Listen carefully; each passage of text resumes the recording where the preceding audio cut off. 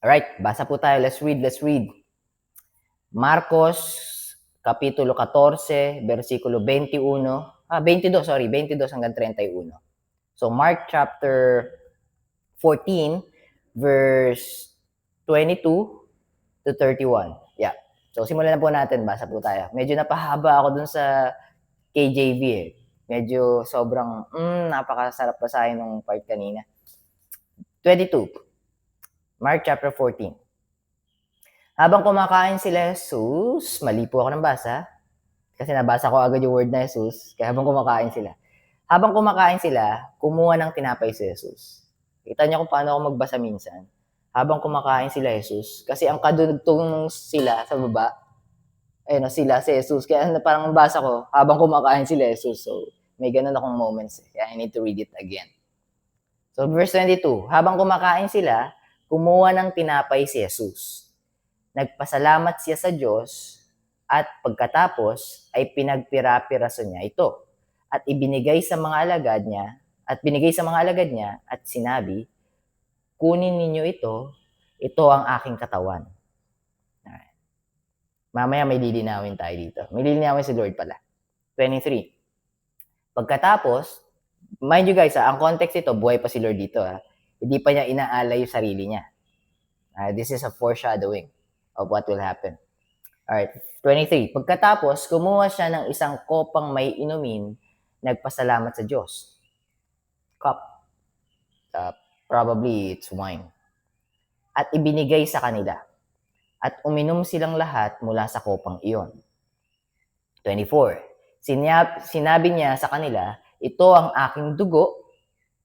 Kita niyo yun hindi pa siya nagbe-bled ng blood. So, pine-prepare na niya. So, ito ang aking dugo. Kasi hindi pa nga siya kinukrucify nito. Kaya lang sa mata ng Panginoon kasi, at nangyari na ang lahat. Sa perspective natin, yung sa future, hindi pa nangyayari sa present time natin. Pero sa perspective ng Panginoon, ito yung future natin ito yung present natin, pero yung future natin, alam na ng Panginoon. Nangyayari na sa Kanya. Alright, ulitin ko lang po yung verse 24. Sinabi niya sa kanila, ito ang aking dugo na ibubuhos para sa maraming tao, shed for a lot of people, a lot of human being. Ito ang katibayan ng bagong kasunduan, new covenant ng Diyos, God the Father, sa mga tao, to the people. 25. Sinasabi ko sa inyo ang totoo, hindi na ako muling iinom ng inuming mula sa ubas hanggang sa araw na iinom ako ng bagong inumin sa karya ng Diyos. So what does it mean? One time lang sacrifice ni Lord. One time. He shed His blood for us one time. And the next time He will do it is for celebration. Kasi sabi rito, sa karya ng Diyos, in the kingdom of heaven. Meaning, all that belongs to Him is with Him in heaven. Alright. 26. Umawit sila ng papuri sa Diyos at pagkatapos ay pumunta sila sa bundok ng mga olibo. Alright. So, next na topic ito dito sa same Bible reading today. Ang title naman nito, sinabi ni Jesus na ikakaila siya ni Pedro. So, 27 to 31 po ito. 27 to 31. Tapos yung binasa natin kanina, 22 to 26, kasama siya ng title ng kahapon, Ang Huling Hapunan. So, part pa rin ito ng The Last Supper, yung 22 to 26. Yung binasa po natin. Yung partition of bread, and the bread is the body of Christ, and giving the cup, and the cup symbolizes the blood of our Lord Jesus Christ. So the bread symbolizes the body of our Lord Jesus Christ, and the cup symbolizes the blood of our Lord Jesus Christ, and doing those, just participating on partaking on eating the bread and drinking the cup is doing it in remembrance of God, sa pag-aalala sa Kanya. At actually, yun yung gagawin niya. Kita niyo yun Bread break into pieces, shared to everyone. Our Lord Jesus Christ was bruised, pressed, and squeezed. What comes next after that? The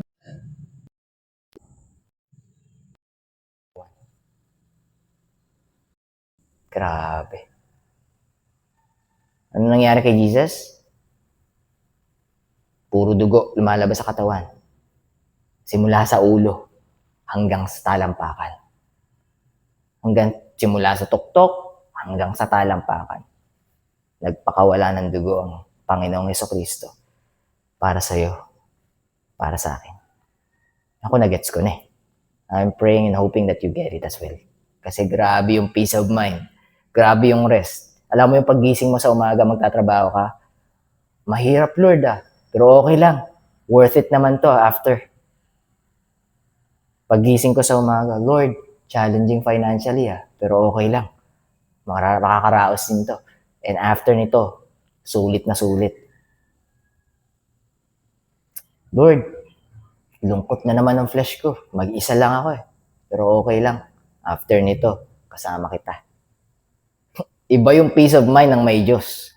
Actually, mali yung statement ko. Iba yung peace of mind pag kasama mo ang tunay na Diyos. Hindi yung sarili mo na Diyos, but yung tunay na Diyos. Hindi si Allah, hindi si Buddha, hindi si Krishna, at kung sino pang other gods. Hindi si Baal, hindi si Beelzebub, at kung sino pang mga Diyos-Diyosan. Hindi sila. Pero pagkasama mo ang tunay na Diyos, tignan mo yung comfort, tignan mo yung peace of mind, tignan mo yung rest. Ibang-iba. Ibang-iba doon sa burdens na pinapapasa ng ibang Diyos-Diyosan sa'yo. Pagka nakilala mo yung Diyos na nakilala ko, naku po, magbabago pananaw mo. Anyways, let us continue. Yung susunod na babasahin po natin, may parallel verses siya sa Matthew chapter 26 verse 31 to 35, Luke chapter 22 verse 31 to 34, John chapter 13 verse 36 to 38. Again, yung title, at least dito sa binabasa natin app, yung po yung title, yung nakabold. Sinabi ni Jesus na ikakahila siya ni Pedro. So, from 27 po ito to 31. Alright, let's read.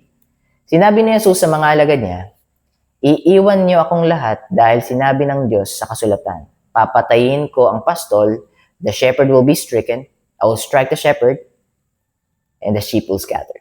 Alright, papatayin ko ang pastol, at magsisipangalat ang mga tupa. And that happened. 28. Ngunit pagkatapos na bigyan ko lang po ng diin. Kailangan kong bigyan ng diin yun. Sinasabi kasi nila na, teka muna, mas hallucination yan. Yung mga 500 witnesses na nakasulat sa Acts, mas hallucination yun. Pinaniniwalaan nila talaga yon. Kaya na-deceive sila. Yung pinaniniwalaan nila kasi nungalingan. Okay. Sabay-sabay, 500 eyewitnesses. Pangalawang punto. Bago mamatay si Jesus, nag-last supper pa. Pero makikita rito na during that time, their faith is not 100%.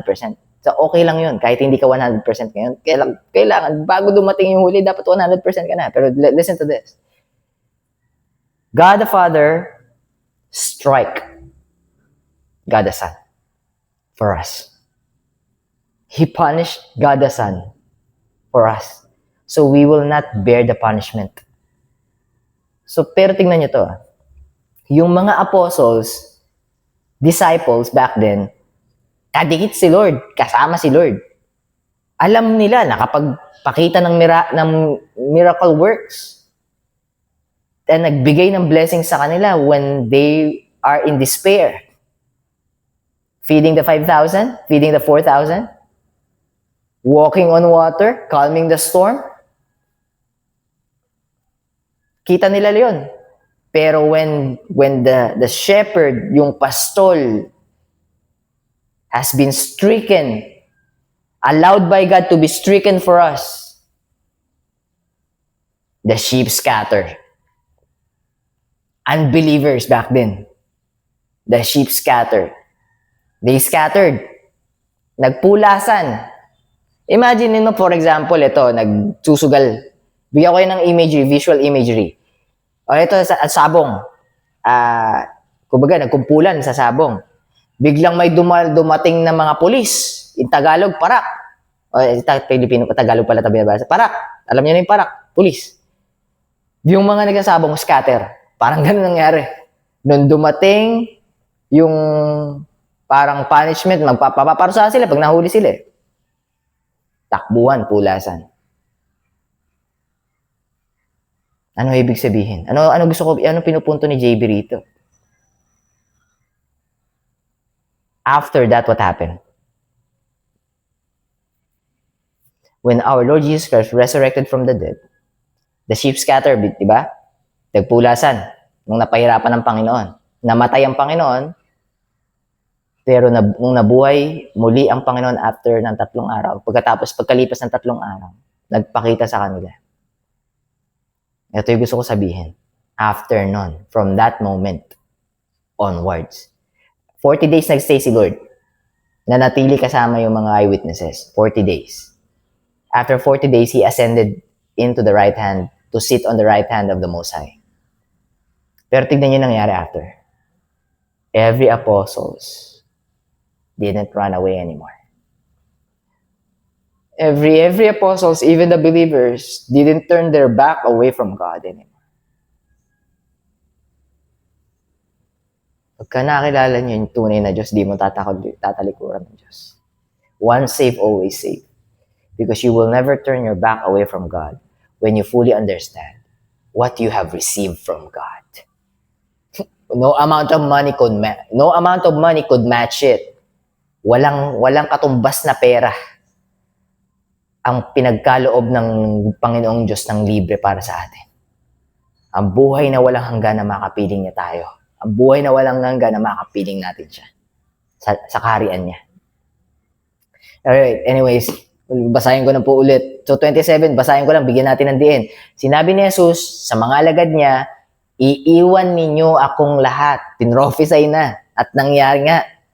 Dahil sinabi ng Diyos sa kasulatan, it is written. Ako naman yung nagsulat nito, ako naman yung nagsabi nito, mangyayari talaga to. Because the Word is God and the Word is our Lord Jesus Christ. John 1:1, John 1:14. Read it. Kung first time mo madinig yon, John 1:1, John 14. John 1:14. Read it. Tapos damay mo na yung Genesis chapter 1 verse 3. Tapos damay mo na yung John chapter 1 verse 3. Yan. Tingnan mo, magko-connect yan. Alright. Papatayin ko ang pastol at magsisipangalat ang mga tupa.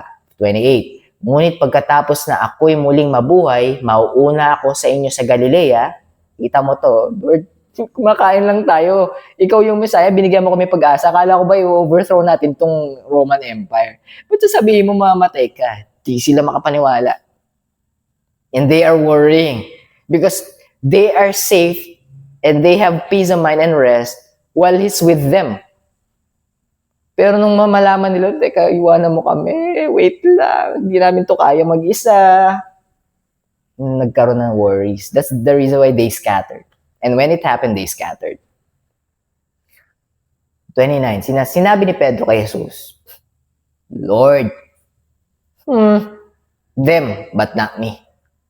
Prideful and egoistic si Pedro eh. Naniniwala naman si Lord sa intention ni Pedro during that time.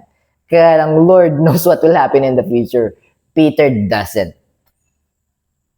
Peter has good intention, but not God's intention in Peter's heart. Yeah, not all good intention is God's intention. Sometimes it's masking. Remember, Satan is a wolf hiding in sheep's clothing. Satan is a lion waiting to devour something. 29, sinabi ni Pedro kay Jesus, kahit iwanan po kayo ng lahat, hindi ko kayo iiwanan. Imagine mo yung elevating himself. Lahat ng to, mag-scatter yan, Lord. Pero ako, hindi. What will happen? Oh, no, what will happen? What happened? I think you know the story. This is just a reiteration, a reminder for us. But if you don't know the story, Peter denied Him 3 times. Inispoil ko na para mag-connecta, mag-make sense.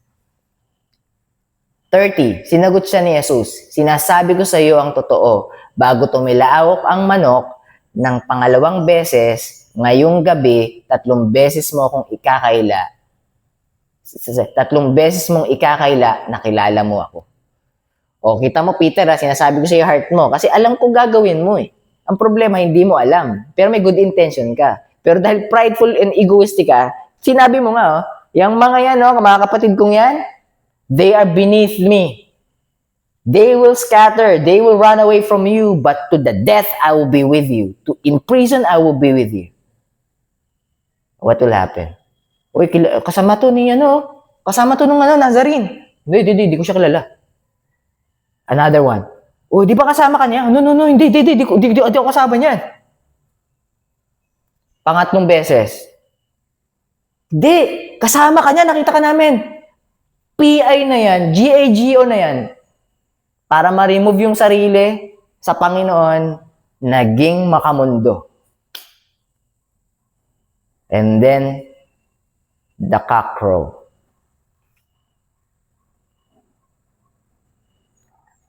Ang sabi ni Lord dito, sa pagmamataas ni Pedro, may good intention naman. Kumbaga, Lord, Messiah ka, di kita iiwan.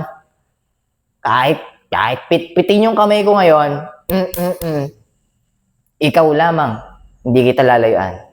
Nung na-scatter, takbo, karipas pa pala. Hindi, sumunod pa naman. Tinitingnan mo yung gagawa ba ako. Yung good intention nga eh. Teka muna, naglalaban na. Sabi ko kay Lord, gagawin ko to eh. Sabi ko kay Lord, sasamahan ko siya eh. Kaso yung flesh ko, sabi, wag. Sabi ng flesh ko, wait, kaya ko ba talaga? Sinagot siya ni Jesus, sinasabi ko sa iyo ang totoo, bago tumilaok ang manok ng pangalawang beses, ngayong gabi, 3 beses mong ikakaila, nakilala mo ako. Tuloy natin, 31. So, nagiging emotional ako. Sorry, guys. I do apologize. Ngunit, iginiit pa rin ni Pedro. Tigas ng ulo eh. Parang si JB lang to. Matigas din ulo madalas kay Lord. Talaga ba? Kaya ko ba to? Parang hindi ah. Parang sigurado ko ba sa pinapagawa mo sa akin? Parang hindi naman yata. Kita mo, JB, are you right or God is right? Alright. Sorry. You're right. I'm wrong. For my thought is higher than your thoughts, so my ways than your ways, saith the Lord. As the heaven is higher than the earth, and so my ways and my thoughts higher than yours. Si JB, ang kulit minsan, actually, dumadalas. Nga, Lord. Buti na lang pinaparealize sa akin. Naintindihan ko na. Get it. Mahirap, lakad. Nagpapanik na minsan, lakad pa rin. Lord, worrying, lakad. 31. Ngunit iginiit pa rin ni Pedro, hindi ko kayo ikakaila. Panginoon, mali ka, tama ako, hindi kita ipagkakaila. Giniit ni Pedro. Ganun, kung gusto maintindihan kung paano sinabi ni Pedro to, ganito yun eh. Lord, yung sinasabi mo, mali. In layman's term na to, kumbaga, kung paano tayo kunyari, makakungusap tayo sa kaibigan natin, tapos yung kaibigan natin, bro, alam mo, ito yung gagawin mo eh. Mali ka. Hindi kita iiwan. Ano ka ba? Wala ka tiwala sa akin? Garang ganun yun. Ngunit iginiit pa rin ni Pedro, hindi ko kayo ikakaila. Kahit na patayin pa akong kasama ninyo. At ganun din ang sinabi ng iba niyang kasama. Kasi ayaw na magpapatan na pride niya. Teka muna Pedro, ikaw lang? Kami rin. Kita namin yung ginawa niyang miracle. Ikaw lang nakakita, Pedro? Kami rin. O, kanya-kanya ng pataasan ng ihi. Kanya-kanya ng yabang. Okay lang. Kasi bakit? Reminder ni Lord, flesh tayo. Hindi tayo makaalis agad-agad do sa yabang, sa ego pride. Kaya unti-unti niya tayong binabasag through trials and tribulations. That we cannot do it alone. We couldn't. Without Him, we couldn't. We think we can, but in reality, we can't. So, hindi ko muna i-continue. Namnamin po muna natin yung binasa natin ngayon. Alam ng Diyos yung mangyayari, pero ayaw nating makinig. Rephrase ko, para hindi ka tamaan, para hindi ka masaktan gano. Alam ni Jesus yung mangyayari, pero ayaw makinig ni Pedro. May sariling utak si Pedro, yung utak ni Pedro pinakikinggan niya. Pero in good intention sana, Lord, mahal kita eh. Nakikita ko ginawa mo eh. Alam ko eh, alam na witness ko na eh, napalakad mo nga ako ng ilang hakbak sa tubig. Tapos sasabihin mo, ipagkakaila kita. Hindi ko kaya yun. Kasi sinasabi ni Lord, gagawin mo eh. Gagawin mo kay JB, gagawin mo eh. Kaya nga, kailangan kita iligtas kasi mahuhulog ka sa laman. Ano nangyari kay Peter? Naglalakad na nga siya sa tubig eh. Malapit na nga siya eh. Eh nakinig sa laman, teka muna, lakas ng hangin. Ayun, unti-unting lumubog. It doesn't mean that we are not of God. It just shows that we are weak and He is our strength.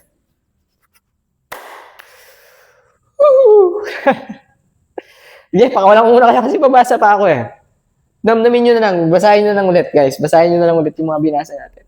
And let God talk to you. God bless you, keep safe, and I'll be seeing you tomorrow. Bye for now.